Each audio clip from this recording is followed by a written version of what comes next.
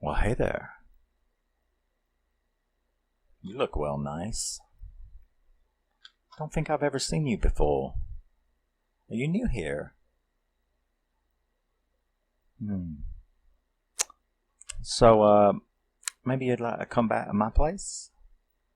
Watch a horror movie? Oh no. You can always grab a hold of me if you get scared. Wait. Oh, I think I have one of those time jump things. I thought I was in a singles bar. Hmm. Blimey, I just gave away my best line, too. So welcome back to me channel. Unless you're new here, of course, and then it's just welcome. Come on in. Have a seat. We are going to talk about the one that started it all, Saw. Saw, the unrated edition. This is the the DVD. And I finally got around to getting this because I wanted them on Blu-ray. So this is like the old shitty Lionsgate one. It's not that it's shitty, it's just that they've got a bunch of the movies. It's only 3 discs, so you got 7 movies on 3 discs. And granted, Blu-rays, I still don't like it, but Blu-rays are a lot bigger, so I mean, still good transfers. But this came with a digital code that works, so now I have all of them in my Vudu. I already had Jigsaw and Spiral on Blu-ray. Now, I only really like the first 2. Jigsaw's alright, and I did like Spiral a lot. But we'll check out, I only like 1 and 2, but we'll check out the others. I'll rewatch them and see, but I'll definitely be doing 2 down the line, because I do like number 2. It was suggested I could just watch the first 3, like a trilogy, it makes a good trilogy. We'll see. I don't know. I just know I didn't really like 3 through 7 very much for various reasons. But, yeah, so we're going to talk about Saw, Uncut edition. Now, Saw was released in 2004. It was written by James Wan and it was directed by James Wan. It was written by Leigh Whannell and James Wan, starring Cary Elwes, Leigh Whannell, and Danny Glover. Yeah, it was that very thing. So, as the movie opens, we see Adam. He wakes up in a tub. We also see a key fob go down the drain as he pulls the plug. We meet Lawrence. He gets out. He's chained up. And we meet Lawrence. Him and Lawrence are chained up in this underground locker room type bathroom. I mean, it's a weird place. I'm not really sure what it is. It's a locker room, but I don't recall seeing any lockers, but it's got a tub. Usually you don't have a tub in an underground establishment like that. So I don't really know what they're in. But they get up, they start talking about their last memories. What did they remember? How did they get there? There is a dead body laying between them on the floor.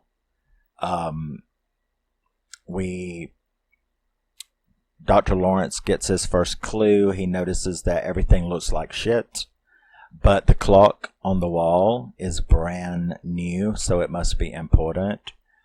They find, both of them find, Adam finds a tape in his pocket, and so does Dr. Lawrence. So they both find their tapes, and Dr. Lawrence also has a key. He tries to unlock his chains. It can't. He throws it to Adam. He can't unlock it. Adam manages to get the little tape player, because the dead body has a tape player and a gun. So he manages to get the tape player. He pulls it over. He plays his tape, which is just basically Jigsaw bitching at him about wasting his life and stuff like that. And then the doctor plays his tape, and it basically says that you have to kill Adam by 6 p.m. If you don't, your wife and daughter, your wife and kid will be killed. So he also has a little message that says, follow your heart. So Adam ends up finding a bag in the back of the toilet, and it's got hacksaws in it, 2 of them. So, they throw them to each other. Adam breaks his, because he's totally spazzy. He breaks his trying to cut the chains. The doctor, he tries, but he doesn't break it, but he tries to get his chains. That doesn't work either. And that's when he realizes that the hacksaws were not to cut the chains, but to cut their feet off, if you want to get out of the chain.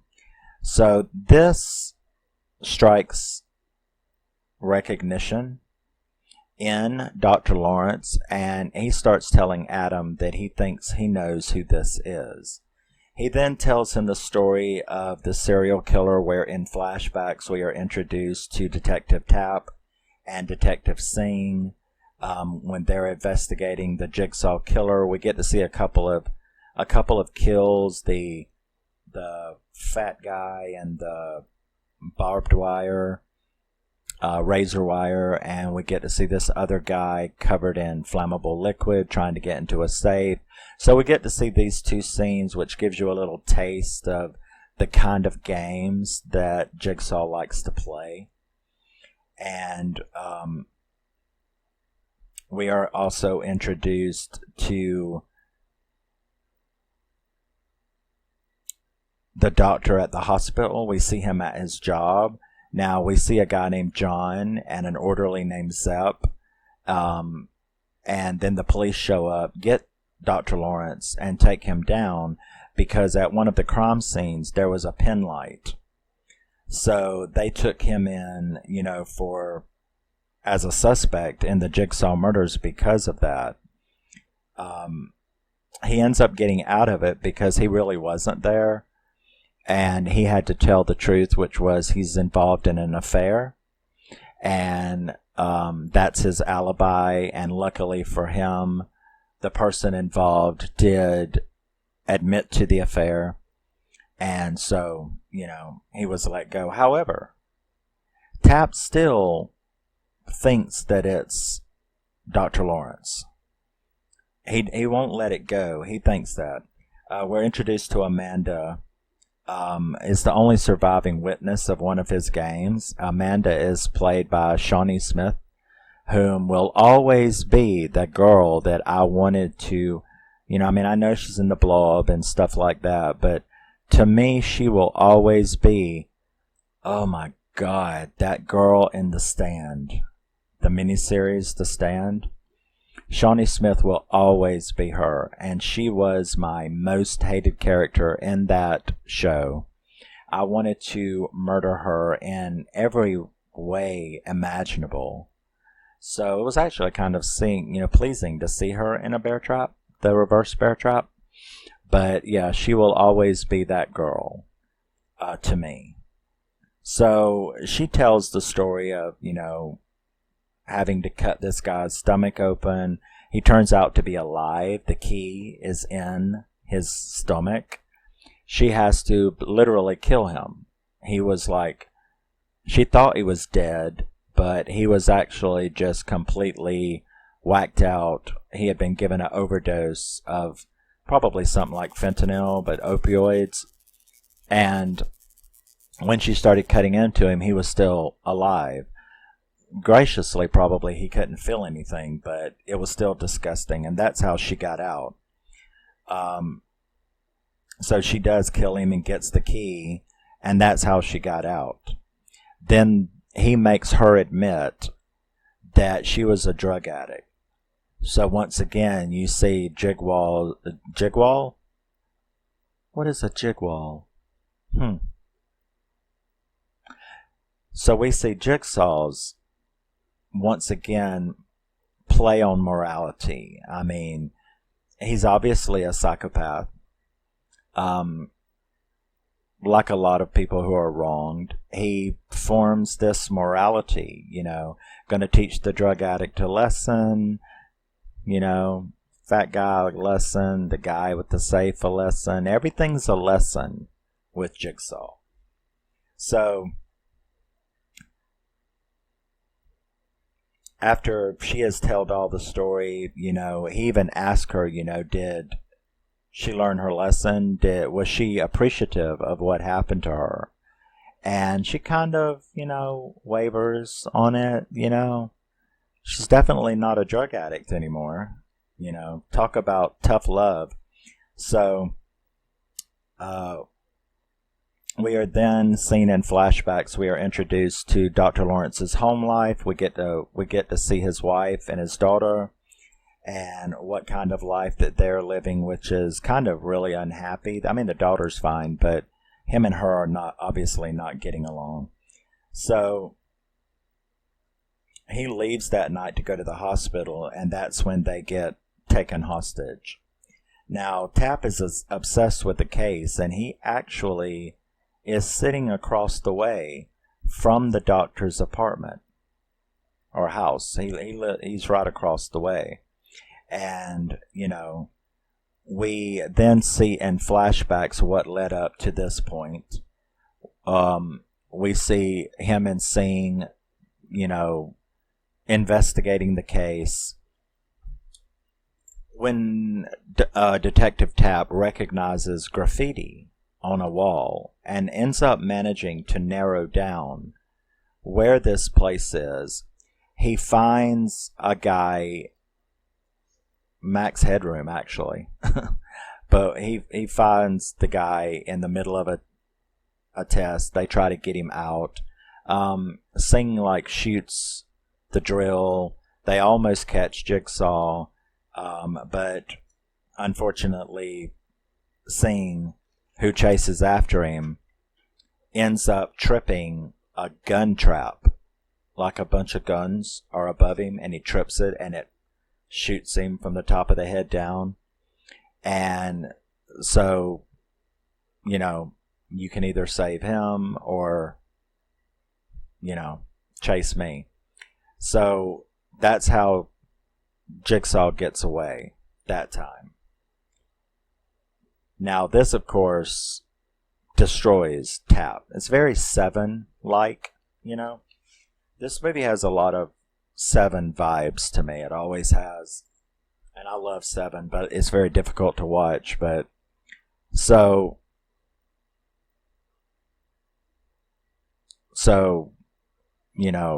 Tapp is very upset with Sing being killed. We realize it was all a flashback. That's why Tapp is now obsessed, and that's why he is no longer a detective and is basically, obviously, for a long time. Well, I think that was months prior. So, he's been over there in this place watching this doctor the whole time because he still believes that it's Lawrence. Which comes in handy a little later.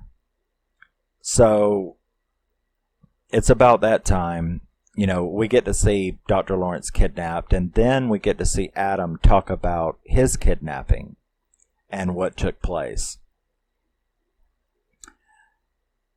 That's when the phone that they had found, because one of the other things was X marks the spot, follow your heart, stuff like that. Adam gets the idea to turn the lights off and sees fluorescent X on the wall. They find a box, and in it it has a phone. So he gets the phone call from his wife and gets to talk to his daughter and talk to his wife. This Zepp guy is allowing it. And she asked him if Adam is there with him. Now, at first I thought that Adam was she had hired Adam, because obviously he's a private eye. And he had been taking pictures of the doctor. And that's when the doctor, after he gets off the phone with her, wants to know who the hell he is. So he admits that he had been hired by some guy to take photos of him, but it wasn't his wife, but to take photos of him and stuff like that, and that's how, he got thing. Now, during that time, the wife, no, because it's approaching. So, Tap sees all the activity because the wife gets loose and they start a big fight. Now, Tap sees this information and starts chasing Zep in the house. Manages to rescue them, manages to get things done, gets out, starts chasing Zep. There's a big car chase. Follows Zep, because Zep's now going to this place where these guys are. So, the shootout, the Tap char case, the Tap car chase. We get to see Lawrence electrocuted, and Tap is on a foot chase with Zep. He gets electrocuted because he had tried, 6 o'clock was gone. So he ends up sawing his own foot off at that time because he's given up. During this time, they had found the two-way mirror. We had seen the doll. We had seen all of this stuff that had happened. So Zep is almost there, and Tap ends up getting a hold of him. They have a nice fight, and he accidentally, trying to get the gun away, shoots himself while fighting Zep. At the same time, once Lawrence gets his foot off, he manages to get over there bleeding profusely. He's got no way to cauterize it, so I don't know, that was a little unrealistic. Well, that part wasn't, because you would have time to do that, but you wouldn't have time to crawl out like he did. If you cut your foot off without cauterization, and he's a doctor as well, so you would think that he did tie it off, but with that amount of blood, I don't know. That's my one little problem with this movie, is that. So the cops come and save the wife and all. Lawrence shoots Adam, but Zep enters the room, and Lawrence is like, "See, I did it. It's all done. I did what you said." And he gets over there by Adam, I guess, to check him, and Adam is not dead. It was a fake out. He had shot him in the shoulder, and Adam had, played dead long enough for Zep to come in, where he kills Zep by crushing his skull multiple times with the toilet lid from the back of the toilet. So Adam finds a tape on Zep and plays the tape, and it turns out all this time I had thought that Zep was working with Jigsaw. But we then find out that Zep is not working with Jigsaw. That Zep is a victim of Jigsaw as well, because we hear him being given orders upon threats. So he was also a victim. It's at this time that we learn the big twist, which you should all know, and that is that the body stands up and takes the mask off, and it's Jigsaw, who, now, Lawrence had crawled out the door. "I'm going to go get help, I'll be back." Which is kind of stupid, because he's not going to get help, and he's not going to be back in reality and not movie magic, because he cut his foot off without cauterization, and there was enough blood in there. Probably a third of his blood was gone already. So it's very unlikely that he would have made it very far. And Jigsaw walks out of the room and turns to Adam and says, basically, you're free to go. The key is in the tub. So he was Jigsaw all along. John, the cancer patient that we recognize. That's Jigsaw. So he walks out, says that to Adam, that the key's in the tub, which makes Adam have the same flashback that you do, and that is, oh shit, that was the key that went down the tub, the fob that went down the tub.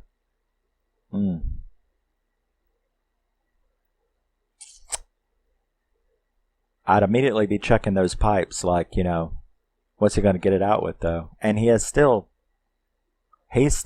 chained up. So Adam is screaming, he shuts the door, and that's the ending of the beginning of this franchise. Now, Saw is a 8.5 out of 10 to me. I really, really, really love this movie, which is why, I mean, it's not the only franchise for me that has this problem. You have franchises like The Howling, which pretty much consists of one film, because every fucking sequel to The Howling is the most stupid, and not the good way, just dumb as fuck. Once again, not in the good way, because hey, I'm all for cheesy dumbass movies. Gutterballs, Girlfriend from Hell, Terra Firma. Oh my god, I actually love a trauma movie. The Nail Gun Massacre, Terra Firma, Girlfriend from Hell, Blood Rage, Don't Panic. I love that kind of stuff. But there's just a really big difference between bad and bad in a good way. And every sequel of The Howling is the most stupid, waste of breath, waste of time. Yet The Howling is one of my favorite movies of all time. So, there are franchises like that. A lot of people don't like, the Hellraiser sequels, and there's a couple of them I don't like, but I like more of them than people do. Same with Children of the Corn. I like a lot more of the Children of the Corn sequels than most people do. I absolutely love the second one. I absolutely love Urban Harvest. I like Genesis, Children of the Corn Genesis. I'm okay with Children of the Corn sequels, to tell you the truth. So, Saw to me, and now we can talk about, I guess, the subject that people want to faint over. Be calm. Okay, let me give you a little bit of psychological advice. No matter how small the bitchy irritation you allow yourself to feel, no matter how trivial or minimal it is, it all adds up from the time you wake up in the morning until you go to bed. All of these moments equal your mindset when you go to bed that night or that day or whenever you go to bed. No matter how trivial the irritation, it adds stress to your daily life. You're a little bit less happy. Chill out. If you don't agree that Saw 3 through 7 is torture porn, it's okay. It's really okay. I like some torture porn. I Spit on Your Grave 2 is in my top favorite vengeance movies of all time. There's some torture porn in that. I like a lot of torture porn. And then there's a lot of torture porn that I don't like. But I'm sorry. I've heard people bitching about it. Saw isn't torture porn. No. Saw is not torture porn in any way, shape, or form. And neither really is number 2. But it definitely starts tickling the balls of torture porn in number 3, and the rest of them are torture porn.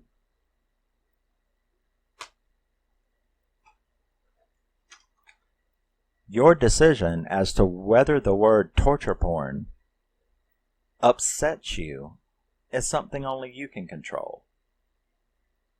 It's just a subgenre. It's just a label that people give it. And if you think a movie that's given the slasher label and you don't feel it's a slasher, well, who are you? Okay? Who are you? If I call it a slasher and you say it doesn't have enough of the slasher tropes and it's not a slasher, well, worry about your own wallet. Worry about your own collection. Worry about your own. Have a happy moment. Think of whatever makes you happy and shut the fuck up. Okay? Saw 3 through 7 is fucking torture porn. That's just a fact. I know somebody out there right now is going, oh, it's not torture porn. Yeah, it is. It's just not torture porn to you. It's torture porn to me. And I'm not a super fan of torture porn, but if you, you know, I like a little torture porn in my horror. Just don't make it all about the torture porn. That's when it becomes, you know, torture porn in a bad way. So, I really love Saw. I really love Saw 2. Jigsaw is like, it's alright. I really liked Spiral. So I don't know what I'm going to do about Saw 10. I actually never intended on having all of the franchise, but I do now. You know, I had 1 and 2 on Blu-ray. I mean, I had 1 on DVD. I had 2 on Blu-ray. I had Jigsaw and Spiral on Blu-ray. And then this just filled in all the middle because I was so desperate to have the first one on Blu-ray.